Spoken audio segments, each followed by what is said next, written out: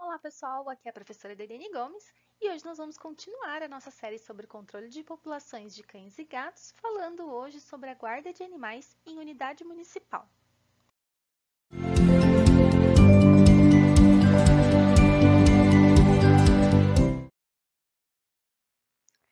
Então observem bem, como nós já vimos, por lei, é dever do município recolher esses animais, alojar esses animais e, quando necessário, eliminá-los também. Então, nós já vimos como funciona o recolhimento, agora nós veremos aí os critérios que devem ser observados no momento de alojar esses animais. Esses animais que forem recolhidos, eles têm que ser mantidos em um ambiente que permita a eles evitar uma série de coisas, como o quê, né? Como estresse, como acidentes, né, envolvendo aí mordeduras, arranhaduras de um animal com outro. Esse ambiente tem que impedir que ocorram fugas, porque se esse animal acabou de ser removido das ruas, ele não pode fugir e voltar para o ambiente de rua.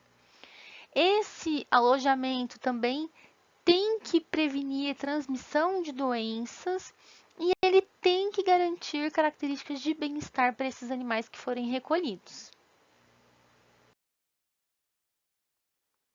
Nesse sentido, né, de bem-estar, promover o bem-estar do animal, o alojamento ele tem que oferecer condições para que o animal tenha suas necessidades físicas atendidas.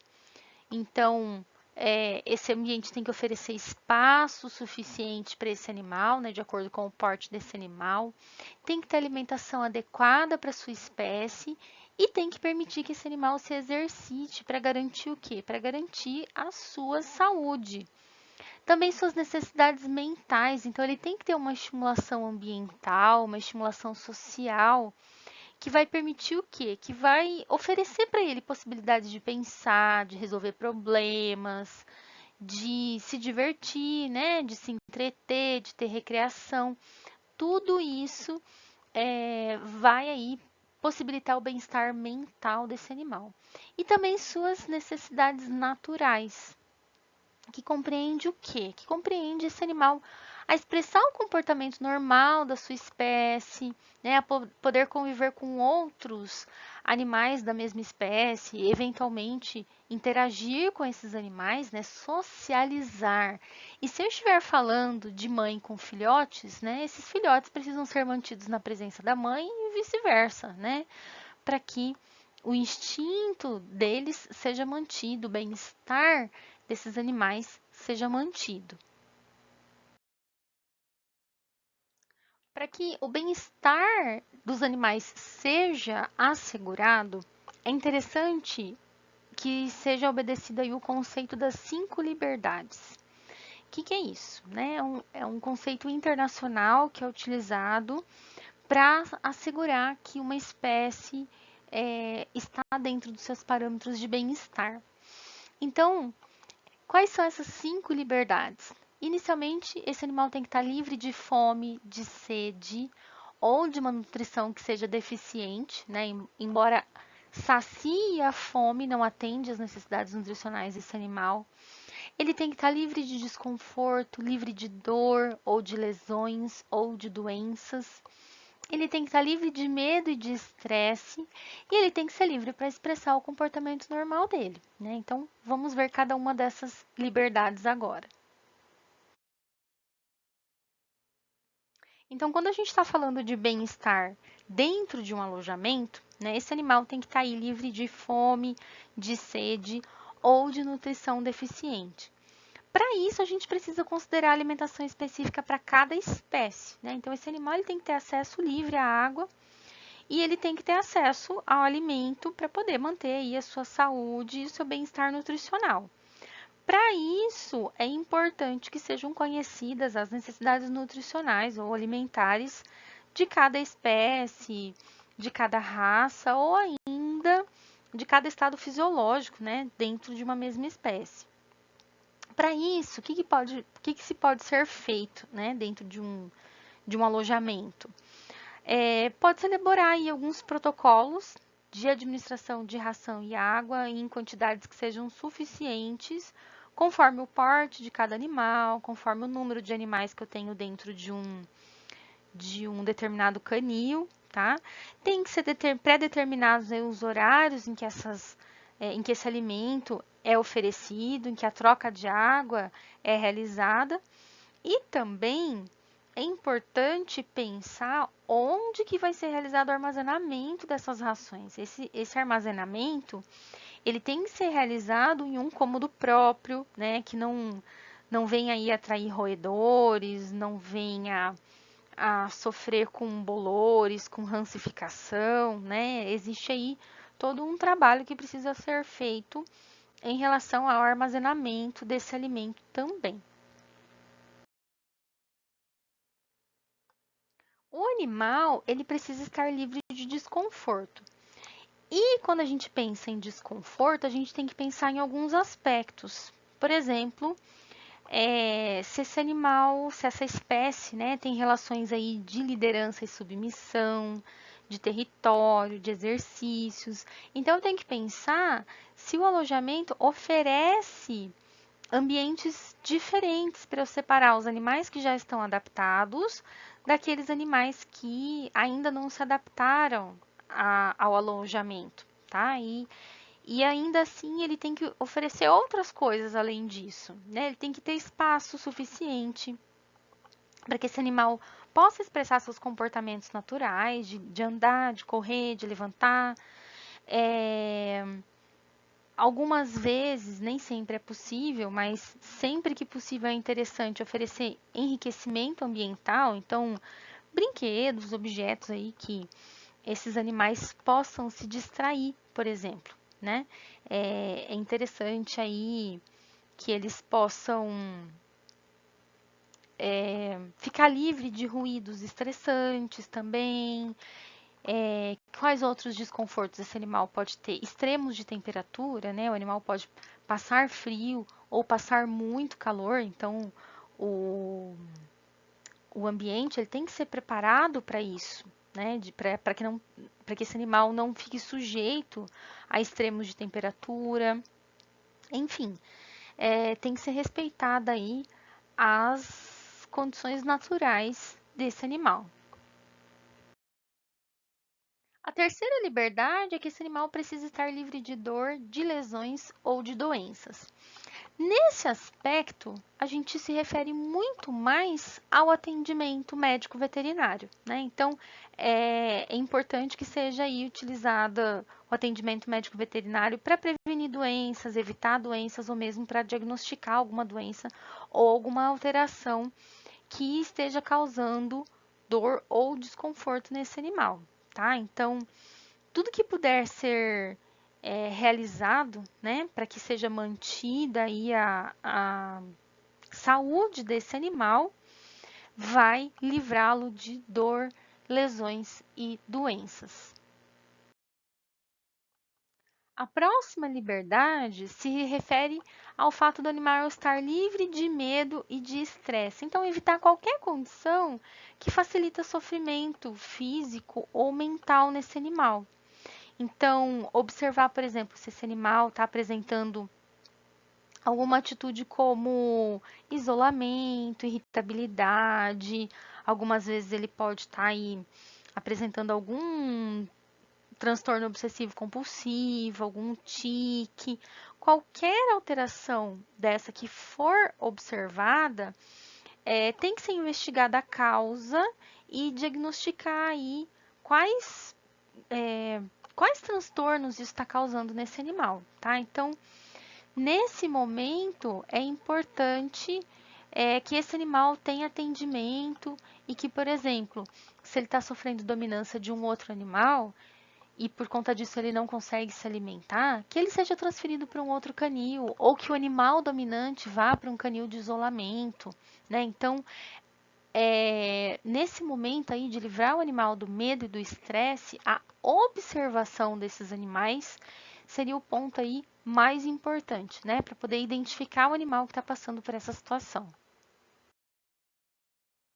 E por fim, esse animal tem que estar livre para expressar seu comportamento normal, né? O conceito de bem-estar, hoje em dia, ele mudou. Não é mais apenas o animal estar saudável e livre de dor. Ele tem que ter a possibilidade de expressar o comportamento normal da sua espécie. Então, ele tem que ter a possibilidade, por exemplo, de socializar com outros da mesma espécie, né? Ou de realizar atitudes que são características da espécie dele, como, por exemplo, cavar é uma atitude normal para um cão, né? Isso, em parte, foi tirado dele quando, por exemplo, eu penso num cão que vive em apartamento, né? Ele não tem essa possibilidade, e essa atitude natural dele foi tirada nesse momento. Quando possível, né, a gente devolver aí a possibilidade dele expressar seu comportamento natural dentro de um alojamento, isso deve ser aplicado. Nem todo o seu comportamento será possível, né, de ser reproduzido. Mas quanto maior a possibilidade, melhor para esse animal. Bom, agora que esses animais já foram recolhidos, que o alojamento já está preparado, vamos ver aí como vai ser feito o desembarque e a triagem desses animais recém-chegados. Primeiro, é importante que a gente pense em como que vai ser o desembarque desse animal, né? De preferência, eles devem ser transportados do veículo até o alojamento dentro das próprias caixas de transporte. Se não for possível, no caso dos cães, a gente pode fazer isso utilizando guia, né, normalmente, mas lembrar aí de imobilizar o focinho ou com uma mordaça ou com uma focinheira para garantir a segurança dos funcionários. E aí, a partir daí, é interessante que eles passem por uma triagem com o médico veterinário, mas algumas coisas, alguns critérios precisam ser obedecidos, né? Então, por exemplo, fêmeas que estão com filhotes, animais que são da mesma ninhada, mesmo que não estejam com as mães, ou animais que já são parceiros, né, que conviviam juntos, é interessante que eles sejam mantidos nos mesmos alojamentos. E de preferência, por exemplo, no momento aí que for ofertada a doação desses animais, de preferência que eles sejam também adotados pelas mesmas pessoas, para manter esse vínculo afetivo que já existia entre eles. Quando a gente estiver falando de fêmeas que estão gestantes, né, que é evidente que elas estejam gestantes, de filhotes de até 3 meses de idade, de animais agressivos ou de animais que sabidamente, né, ou que são suspeitos de estarem com doenças infecto-contagiosas, é interessante que eles sejam mantidos em alojamentos individuais, tá? Pela segurança dessa fêmea, esses filhotes, né, até 90 dias, eles ainda não têm proteção contra doenças infecto-contagiosas. Os animais agressivos podem provocar lesões em outros animais e nem precisamos dizer das doenças infecto-contagiosas que podem ser transmitidas, né? Então, em virtude disso, esses animais precisam ficar isolados. Quando não houverem canis ou gatis individuais, né, para todos os animais resgatados, ou melhor, recolhidos, esses animais precisarão ser agrupados. E aí, baseado em que a gente faz esses grupos? Então, os animais que já são registrados, que já são identificados, eles podem ficar agrupados juntos. E aí, nós vamos separar esses animais em machos adultos e fêmeas adultas. É interessante que, uma vez que esses grupos tenham sido criados, seja feita uma supervisão periódica para ver se esses animais estão se dando bem, se tem algum animal dominante que está impedindo outros de se alimentar ou que está provocando feridas em outros animais. E aí, esses grupos passam a ser remanejados de modo aí a minimizar os problemas. O nosso próximo passo é providenciar aí a triagem desses animais o mais rápido possível, né? De preferência que esses animais sejam triados antes mesmo de ir para o alojamento. Então, eles vão precisar do quê? Eles vão precisar da avaliação de um médico veterinário.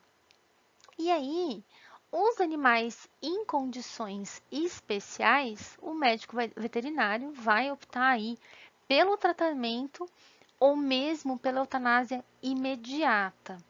Então, nesses casos, eu vou levar quais animais em consideração? Principalmente os animais que estão em sofrimento, aqueles animais que têm fraturas, animais com hemorragias, um animal que por algum motivo tenha uma impossibilidade de locomoção, ele não consegue andar, não consegue parar em pé.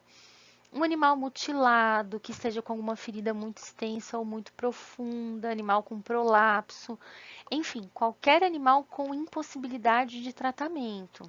Seja essa impossibilidade por inexistência, né, de, de um tratamento para essa afecção que ele tem, ou mesmo por uma impossibilidade de tratamento de cunho financeiro, pelo Centro de Controle de Zoonoses não ter recursos para realizar esse tratamento.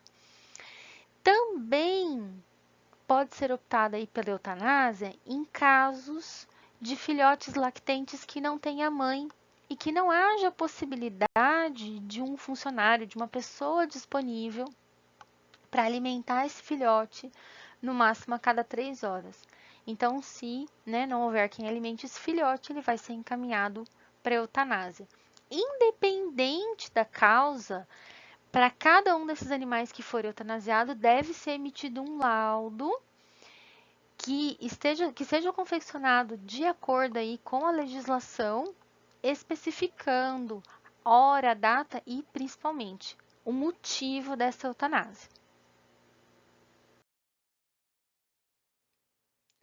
Um dos objetivos do alojamento desses animais dentro de um centro de controle de zoonoses é justamente permitir que esse animal seja localizado e recuperado pelos seus tutores, né? Por quê? Ocorrem fugas, ocorrem escapes, ocorrem perdas de animais. Então, esses animais têm a possibilidade de serem localizados novamente. Além disso, existem aqueles tutores que não são muito responsáveis, né, em relação à guarda desse animal. Então, esse animal tem livre acesso à rua e em um determinado momento ele acaba sendo aí recolhido é, pelo, pelo serviço de recolhimento de animais, tá? Os trabalhos mostram que o primeiro dia após o recolhimento é o dia em que esse animal tem maiores chances de ser encontrado, né, pelo seu tutor. À medida que esses dias vão passando, essa possibilidade diminui, tá? Então, normalmente, o tutor acaba entrando em contato com o centro de controle de zoonoses, com os alojamentos, no primeiro dia em que o animal está desaparecido. Bom, e aí, quando algum animal é recolhido, mas esse animal, ele é um animal registrado, um animal identificado, o prazo de permanência desse animal dentro do alojamento, ele precisa ser ampliado. Por quê? Porque o serviço de recolhimento vai entrar em contato com esse tutor, né? Se o tutor teve o cuidado de registrar o animal, de identificar o animal, muito provavelmente esse animal realmente está perdido, né? Muito provavelmente esse tutor quer reaver esse animal. Então, ele acaba permanecendo um pouco mais de tempo aí, no intuito de que o tutor venha encontrá-lo. Mas o prazo de permanência do animal dentro do alojamento, ele precisa ser estudado pelo município. Então, quais são as condições, qual a capacidade de alojamento desse município em número de animais? Qual a condição que o município tem de alimentar esse animal? Por quantos dias o município consegue alimentar esse animal? Então, isso é um estudo local que precisa ser feito.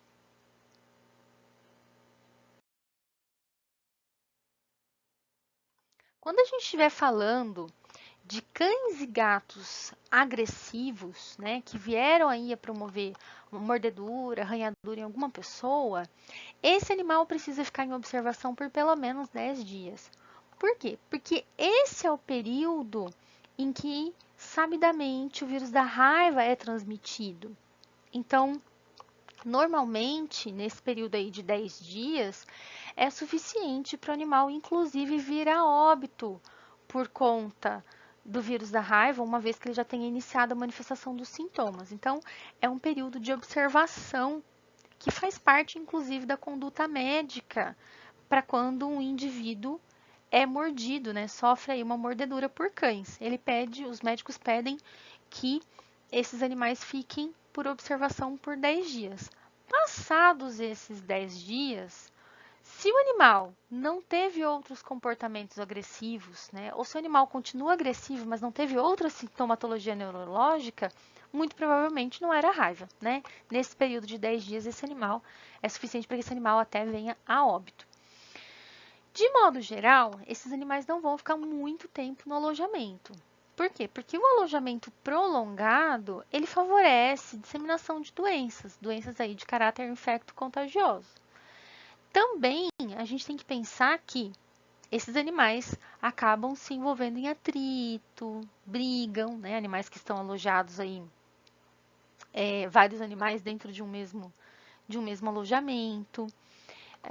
A gente tem disseminação de ectoparasitos, de parasitos gastrointestinais. Então, não é interessante que esses animais fiquem alojados por muito tempo. O próximo aspecto a ser considerado é que esses animais precisam receber alimentação. Então, o preconizado é que eles recebam uma ração comercial que seja de boa qualidade, que seja ofertada pelo menos 2 vezes por dia. Essa ração, ela precisa ser calculada, a quantidade em que ela vai ser oferecida, né, de acordo aí com a faixa etária e também de acordo com a lotação que eu tenho dentro de cada canil. É importante que ela seja específica para cada espécie e para cada faixa etária. Se eu estiver falando de filhotes, o alojamento ele tem que ter condições de oferecer o aleitamento artificial para esses filhotes. Nós vimos que na impossibilidade de ofertar esse aleitamento a cada 3 horas para os filhotes, esses filhotes deverão ser eutanasiados.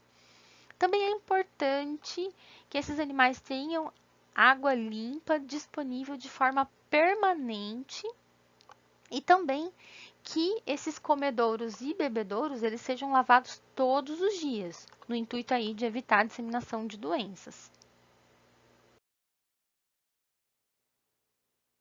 Em relação ao manejo desses animais, o recomendado é que esses animais sejam observados pelo menos 2 vezes por dia, tanto pelos funcionários do alojamento, quanto pelo médico veterinário, para verificar o que? As condições de saúde, se eles estão tendo um comportamento de acordo com o animal, apresentando bem-estar, né?